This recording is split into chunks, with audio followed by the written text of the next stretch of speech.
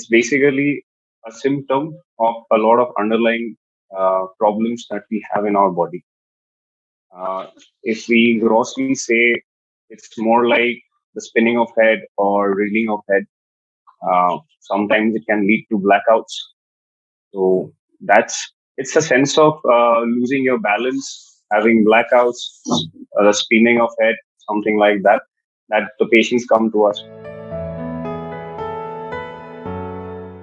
Dizziness is more, as I've already said, it's because of a lot of underlying issues. But in practice, grossly, we get dizziness due to four basic things. One can be vertigo. People have vertigo, and that leads to a spinning of head. They have severe problem with their balancing. They come to us. A lot of times, undiagnosed underlying cardiac issues can precipitate into dizziness while walking and lead to syncope. Otherwise, any kind of pathology or any malformation in the body that leads to less amount of oxygen being supplied to the brain, that can lead to dizziness.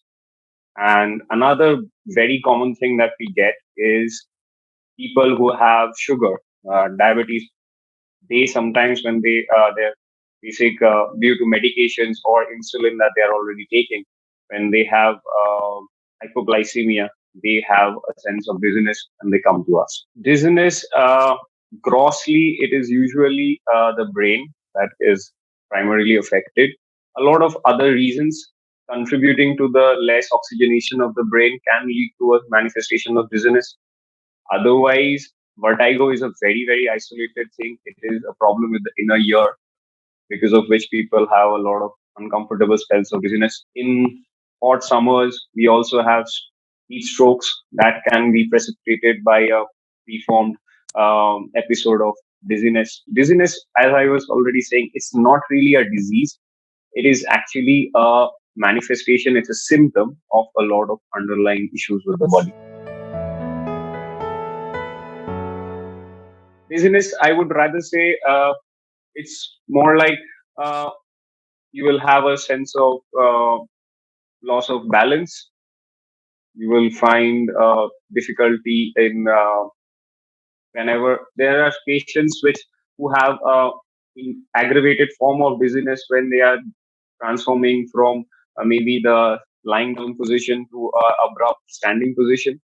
When they are standing up, they are feeling very, very lightheaded. They are having spell of dizziness. But grossly, dizziness, we categorize it as a symptom itself.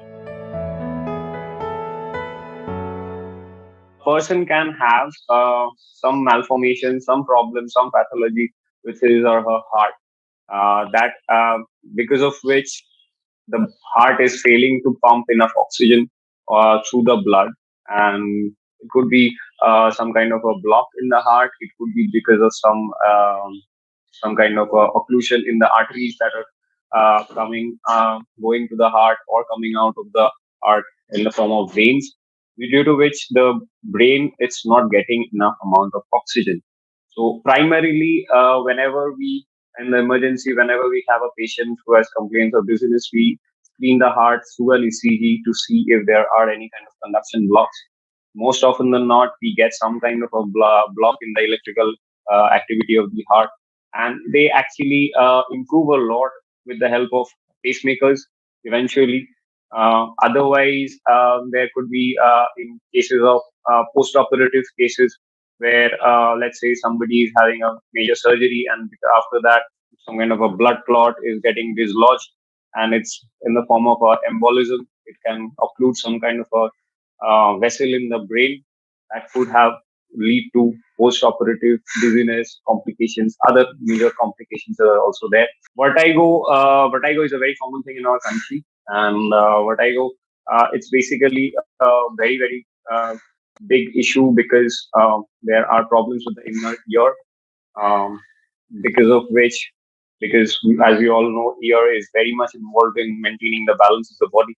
So due to some pathology there, some problems, people have dizziness. Primarily, dizziness, whenever somebody is having frequent episodes of dizziness, it's always better to consult a doctor to pinpoint the root cause, which is being manifested by the patient in the form of dizziness. Once that has been isolated and identified, if we directly do something about that, that will relieve the patient.